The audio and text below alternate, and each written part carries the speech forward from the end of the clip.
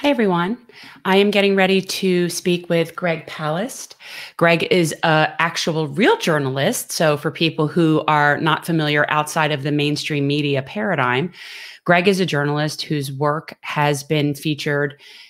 He has books, but his work has been featured in The Guardian, Rolling Stone, Democracy Now!, and Truth Out.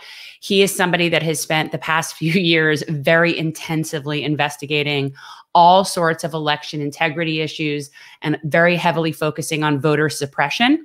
And right now, and this is someone, Greg is somebody who actually covered the shenanigans in 2018 between Brian Kemp and Stacey Abrams, wherein the governor, who at the time was actually the person overseeing the elections of the state, that he was running for governor in that election. So talk about a conflict of interest. And Greg was one of the journalists that was on the ground and really focusing on what was going on in Georgia. So I'm looking forward to talking with him, especially given where we're sitting right now. And yet again, still looking right at Georgia. So that'll be really interesting.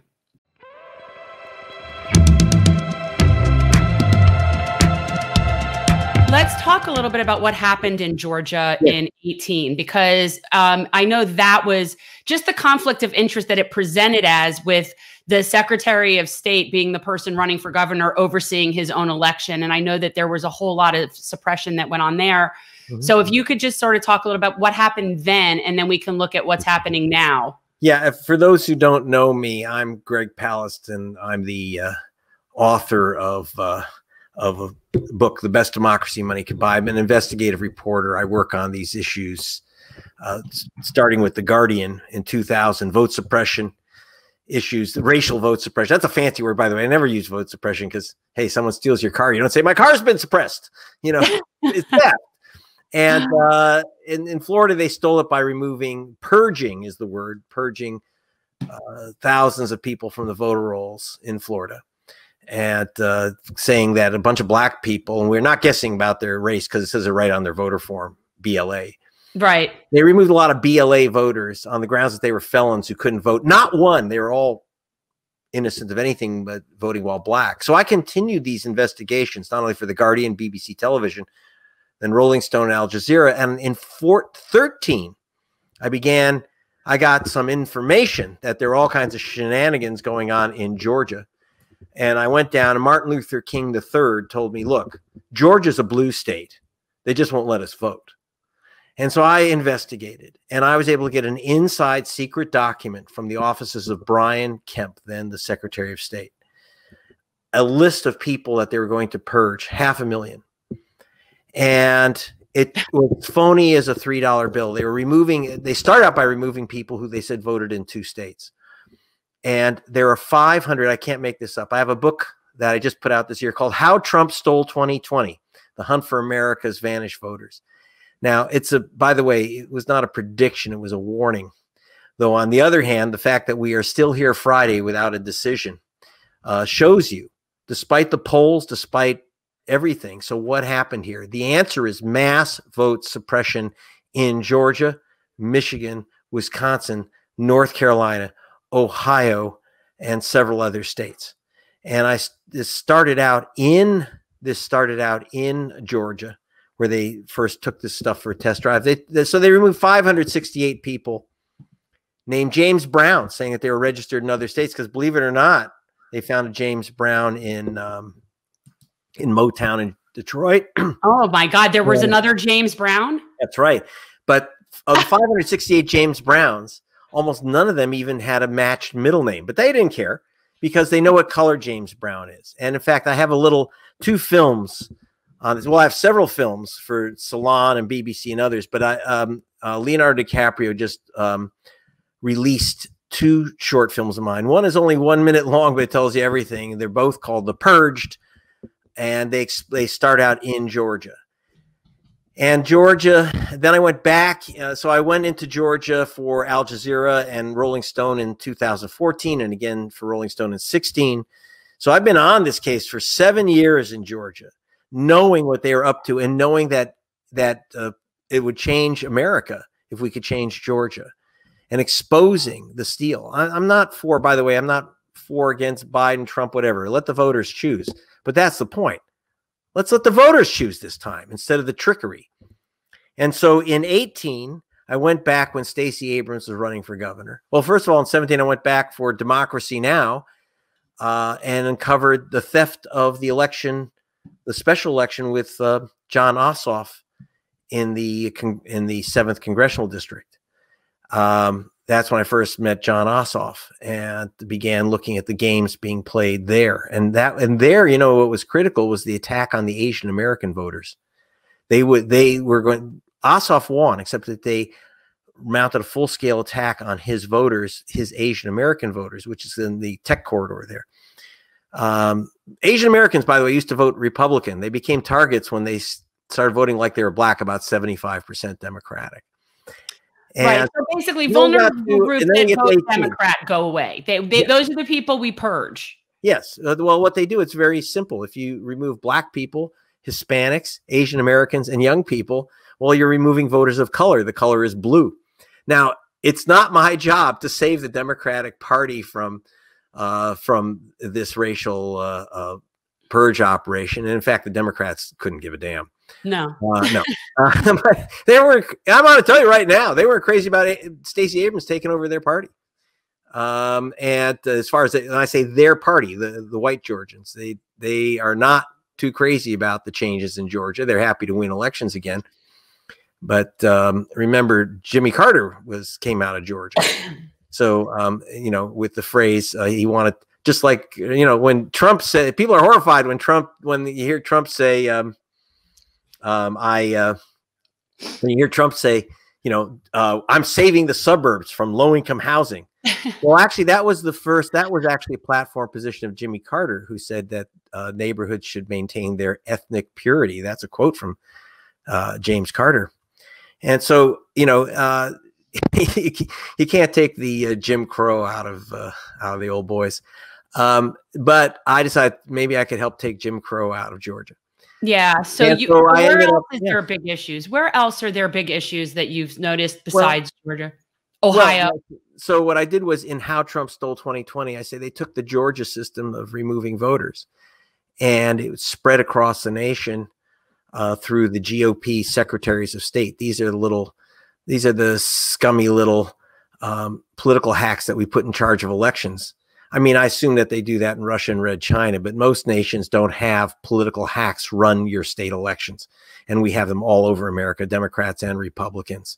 I can't say they're all scum, just 92%, I think, is my calculation.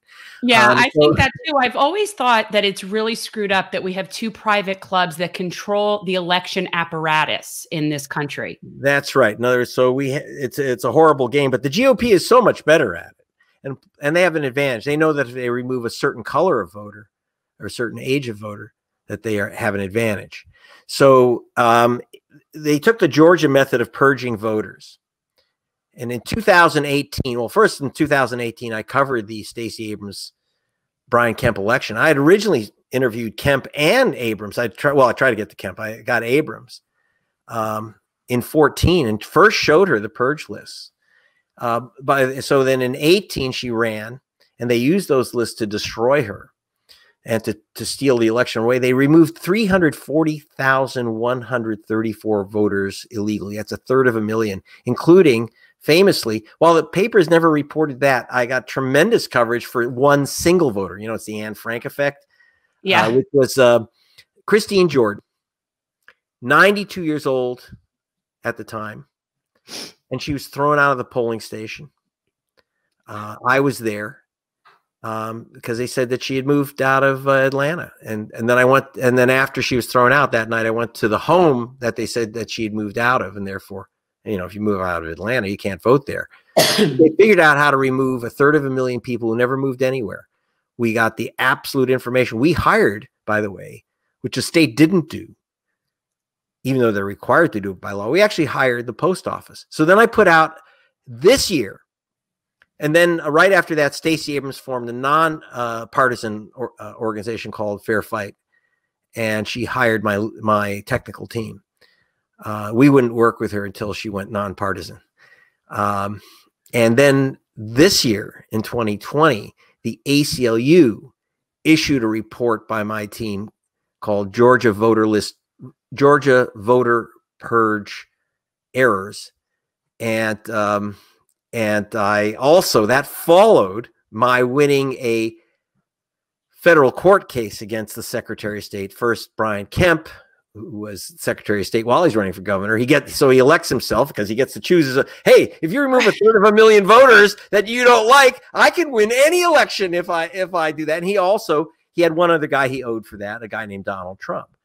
And he knew he could elect Donald Trump president through this trickery.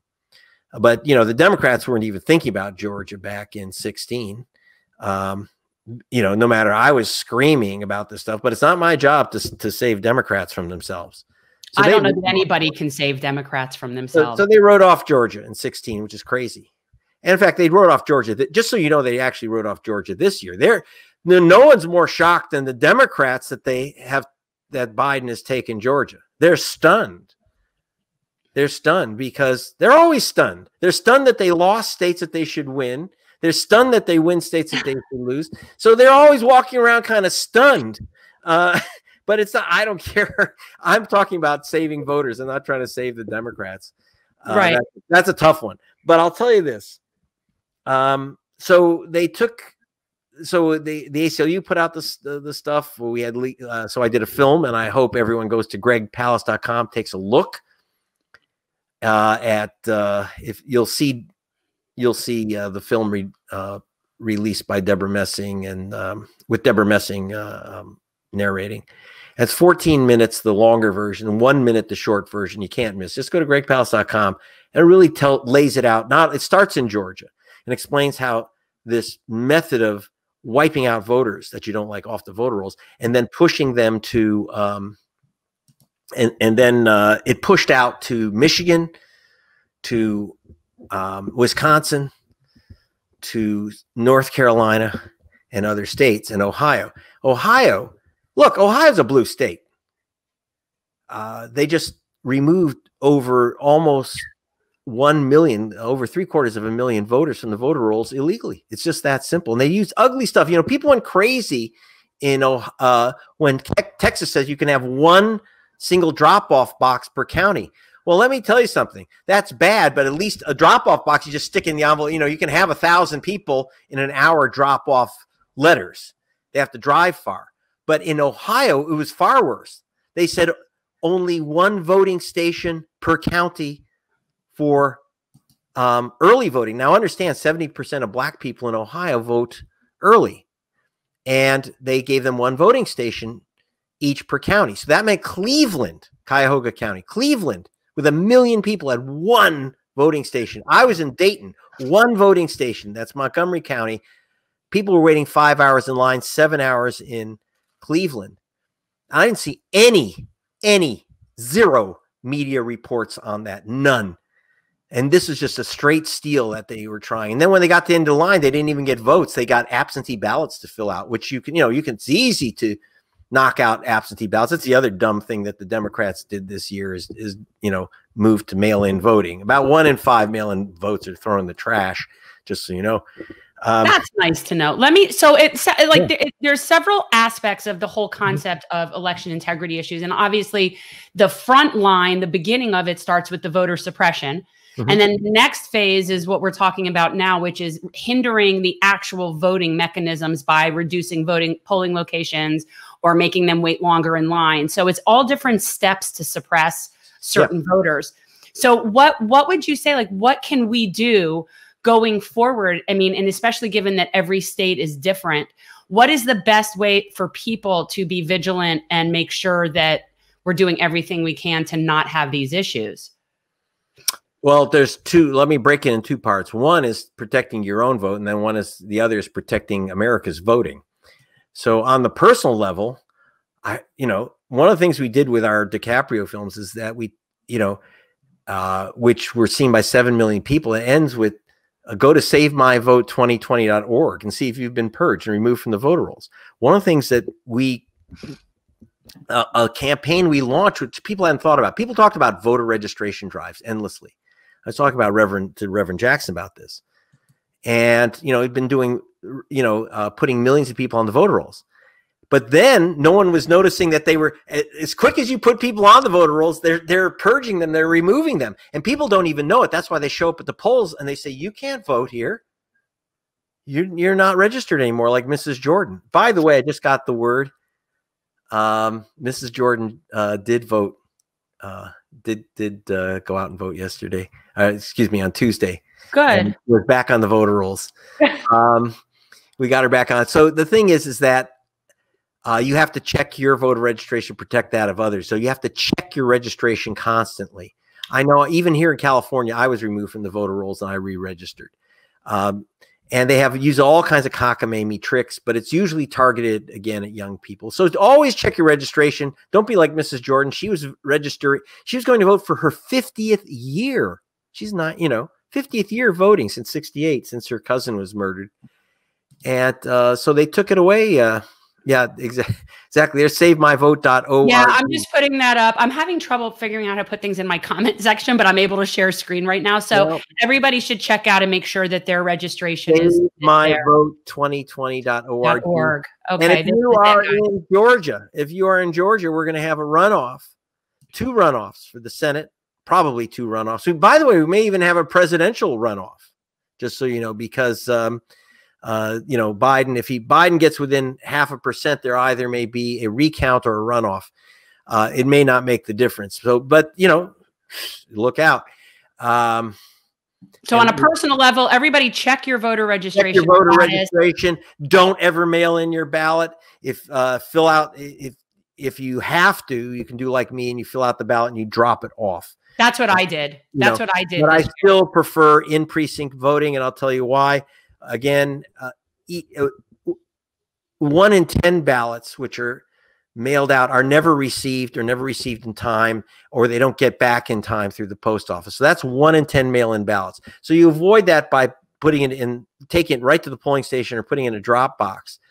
But about 1 in 8 of the remaining ballots that do get through are still never counted because someone challenges your signature, you use the wrong pen, you use the red pen instead of a blue or black pen, you folded it wrong, you forgot the internal envelope. That's called a naked ballot. 100,000 votes are lost in Pennsylvania just for a naked ballot, not using the second envelope. There's 100 million reasons why they can disqualify your mail-in ballot, so don't mail it in and don't fill it out if you can avoid it. I couldn't. And besides, if you're in the left coast, that is, we are what Trump hates. We are universal mail-in states: California, Oregon, Washington, Utah, Colorado, Nevada, and Hawaii. We are mail-in states, universal. Those are pretty safe. It's the one where you ask for the absentee ballot and return it. The ones that Trump says is legitimate, of course he says is legitimate. That's the one where they can wipe out your vote very easily. They don't do it in the universal mail-in states. So that's how you take care of it. But we have, on a national basis, we have to have a commitment to letting every American citizen register, and every American citizen who is registered to vote. And no more games like verifying signatures. This is 141,000 ballots are knocked off for unverified signatures. Now, do we have 141,000? That was in 16. This year, I'm going to tell you, it's going to be high. 4 or 5 times. It's going to be 500,000 people are going to lose their vote because they didn't have a verified signature. What does that mean? Some schmuck in a Blue Gulu shirt challenged your vote. Yeah.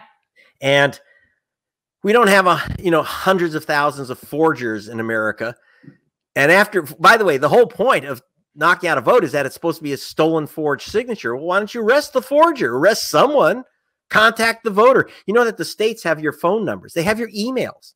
I know this because I asked the state for your phone numbers and emails, and I get them. Under Freedom of Information Act, I get everyone's phone numbers and emails who is registered because that's in state records. They can contact you. They don't. So we have to commit to counting all the votes. Don't count on the Democratic Party to take that position. You have to protect your own vote. Don't count on any politicians to protect you. And don't be passive about it. You protect your vote. That's the most important thing. And we've definitely had our issues down here in Broward. I don't know how familiar you are with. Very. I had my photojournalist partner, Zach Roberts, was in Broward a few days on election day. So we were there. We get a lot of problems here. And obviously now we do have a new supervisor of elections coming in. So that's a step in the right direction. Our last SOE was friends with our sitting congresswoman. And so that I just never thought that looked good. But we found ballots in the trunks of people's cars. They found like people just driving around with ballots. We have like ballot harvesting here is a thing. Mm-hmm. Well, it depends. Some ballot harvesting is legal, but some isn't. But the issue really is allowing people to vote. And Florida is horrible. This ugly business in Florida. The only reason Donald Trump won Florida is because you had 1.4 million felons, ex-cons, that were barred from voting. And despite the will of the people, that never changed because they came up with that cockamamie rule that you have to pay your old court fees and fines. And the problem is no one knows what their court fees and fines are. So you take a chance of registering and then going to prison because you didn't know that you owed $40 to Alachua County because you got 30 years ago as a kid, you got busted with 2 joints in your pocket. And now you owe those court fees. But Alachua doesn't have the records. Someone else finds it and you're busted. So people were afraid to vote, reasonably afraid to vote. Yeah. That's a horrible business. And we're not done with that operation. 88% of ex-cons vote Democratic. No matter your race or color or income, 88% vote Democratic. Democratic Party doesn't like to mention that. And of course, they don't protect those voters anyway. The campaign to re-enfranchise voters actually really took off with your Republican governor, Chris, it wasn't the Democrats. The Democrats don't want black voters either. I know it's because they know that they're not going to vote for necessarily the Democrat that they predetermined should be the chosen one. Yeah, well, I mean, look, you can't blame an incumbent for saying I want to keep my job. So if you have, a white, I see this in Michigan. So, for example, you asked about other states. So we not only did an investigation in Michigan, then we went to Wisconsin, and actually, we didn't just do Georgia. From Georgia, my team went to Wisconsin and Michigan, and we did an analysis of the purges that were going on there. And we had 2 completely different reactions, and it's worth noting those reactions. In Wisconsin, we analyzed, there was a purge list, which the Republican Party said you must use, called the Eric list. Now, believe it or not, it was originally created by the Pew Charitable Trust, so people think it's cool and liberal. No. It's another Jim Crow bullshit list, phony, where it was supposedly people who've moved. So we go up to Wisconsin. Who are these people who moved? One is Saquonna Taylor. They said she moved out of Milwaukee, so she can't vote in Milwaukee. Well, wait a minute. I talked to Saquonna Taylor. She said she didn't move from Milwaukee. I said, prove it. She says, well, look at the building behind me. It has my name on it. She's a Milwaukee County supervisor. She didn't leave Milwaukee. So the whole list was phony, but she was guilty of trying to vote while black, right? So we looked at the purge list, over about 150,000 names, and we found that 100,000 of those names of people who moved were right where they said they were. We called 700 of them. We sent out postcards, and we had an analysis done by the post office and experts on address verification that the same guys used by Amazon and Google.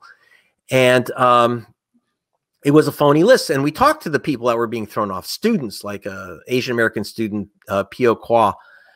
We put him on camera. Saquonna Taylor and others. And that's what it was. It's all students and black people. And we even have a map. Here's where black people here are, and here's where they purge the people. It was like exact match. It was crazy. And you know what? Here's the good news. Why did Biden win Wisconsin? Why did he flip it? The answer, by just 22,000 votes, by the way. How did Biden do that? The answer was the state of Wisconsin refused to use that purge list. They said, yeah, that Palast is right. Others were right that questioned the veracity of that list. And they simply refused to purge these voters. Now, if they had purged those 100,000 black folk and students, Trump would have Wisconsin. Right. Now, yeah, people don't realize how easy it is to swing this with just purging voters. It's like that's actually seems like the but stopping preferred it, method. you know, like here's the thing, the actions in Georgia, and we worked Black Voters Fund in Black Voters Matter Fund in Georgia that sent out 98,000 postcards to the people on our list that we said were wrongly purged. So we got thousands re-registered, thousands. And that flipped Georgia.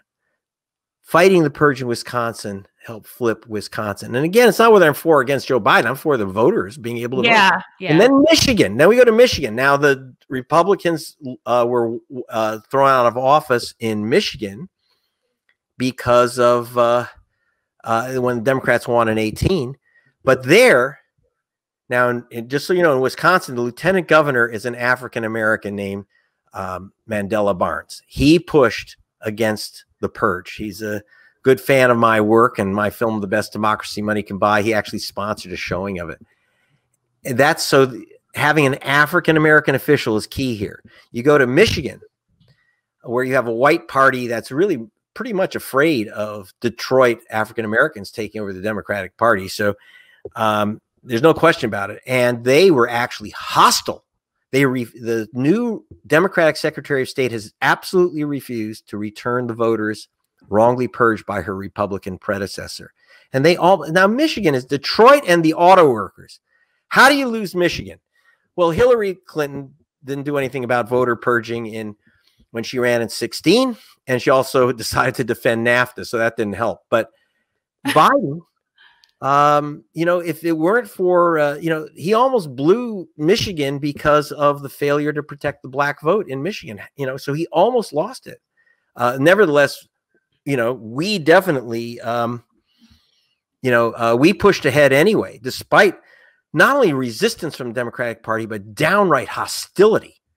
They said, don't tell anyone don't tell any of the purge people that they've been purged from the voter rolls. It will discourage them from voting. I said, well, if you're not on the voter rolls, you're not only discouraged from voting, you're barred from voting. You should be, why aren't you just putting these people back on the voter rolls? They wouldn't. So, this is one of the problems, so I used to work I was an investigator for attorneys general. And, it's, again, you have to protect your own vote. So go to gregpalast.com. I've got to cut out. All right. Thank you so much for coming on. You are the go-to election integrity guru. Well, thank you. And just go to Greg Palast and listen. All I'm doing is asking you to watch a couple little films and spread them around. And we're not done. Georgia in January. See you there. Thank you, Greg. Bye. Bye. So there we have it. Voter purging seems to be the biggest block to us having actual effective election integrity in this country. It seems that, we see it at every step of the way. We see it that's the first step. First, you purge the voters, then you make it more difficult for voters to actually vote that are registered.